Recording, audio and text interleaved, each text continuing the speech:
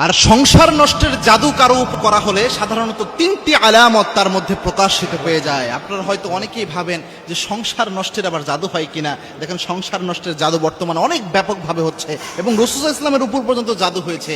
জাদু অনেক সত্য একটা বিষয়। লাবিদ বিন আসাম আল্লাহর হাবিব সাল্লাল্লাহু আলাইহি ওয়াসাল্লামের উপর জাদু করেছিলেন এবং কি আল্লাহর হাবিব সাল্লাল্লাহু আলাইহি ওয়াসাল্লাম জাদুর প্রভাবে এতটা রোগাক্রান্ত হয়ে থাকতেন, প্রায় সময় আল্লাহর হাবিব সাল্লাল্লাহু আলাইহি ওয়াসাল্লাম বিছানায় পড়ে থাকতেন অসুখ হয়ে। আবার আল্লাহর হাবিব সাল্লাল্লাহু আলাইহি ওয়াসাল্লাম নামাজের যখন সূরা পড়তে দাঁড়াতেন অনেক সময় সূরা ভুলে যেতেন, প্রায় সময় এক একটা জিনিস আল্লাহর হাবিব সাল্লাল্লাহু আলাইহি ওয়াসাল্লাম ভুলে যেতেন। অবশেষে জিবরাইল আমিন এসে জানালেন, ইয়া রাসূলুল্লাহ, আপনার উপর জাদু করা হয়েছে। লাবিদ বিন আসাম তার উপর জাদু করেছিলেন। সুতরাং জাদু একটা সত্য বিষয়, আমাদের উপরে যে কেউ করে ফেলতে পারে।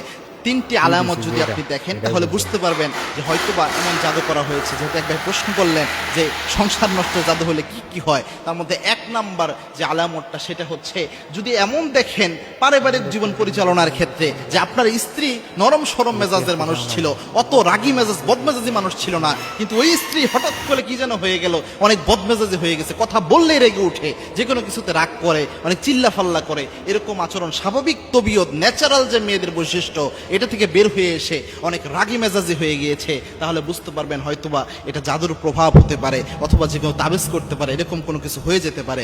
দুই নাম্বার, যদি কোনো স্ত্রীর মধ্যে এটা লক্ষ্য করেন যে ওই স্ত্রী আমলে নামাজে বা যে কোনো আমলে কোনো আগ্রহ পাচ্ছে না অথবা স্বাদ পাচ্ছে না কোনো কিছুতে, এরকম যদি হয় যে নামাজ পড়তেছে, নামাজ পড়ার ক্ষেত্রে উদাসীনতা তার মধ্যে কাজ করে, অনেক সময় নামাজ কাজা করে ফেলতেছে, অনেক সময় নামাজ যে পড়ে সে বলতেছে নামাজে কোনো স্বাদ নাই, অথবা কোনো মা বোনও যদি আপনি অনুভব করেন এই জিনিসগুলো আপনার মধ্যে রয়েছে, তাহলে বুঝতে পারবেন যে হতে পারে এটা একটা জাদুর প্রভাব। কারণ আলেমরা প্রেসক্রাইব করেন এটা জাদু হলে এই আলামতগুলো প্রকাশ পায়। তিন নাম্বার হচ্ছে যে যদি শরীরের মধ্যে অযথা কোনো ব্যথা দেখা দেয়, অর্থাৎ কোনো রোগ ব্যাধি নেয়, আপনি চিকিৎসা করাচ্ছেন কোনো রোগ ব্যাধি বের হয় না, কিন্তু মাথা ব্যথা, শরীর ব্যথা প্রায় সময় এটা দেখা দিচ্ছে, কিন্তু আপনি খুঁজে পাচ্ছেন না যে এরকম কোনো কিছু দেখা দিচ্ছে, তাহলে বুঝতে পারবেন যে আপনার উপরে জাদু হতে পারে। এবং জাদু হলে অনেক মেয়েরা এমন হয় যে স্বামীকে সহ্যই করতে পারে না, স্বামীকে দেখলে মনে হয় যে জম দেখতেছে, এরকম ভাবে ট্রিট করে।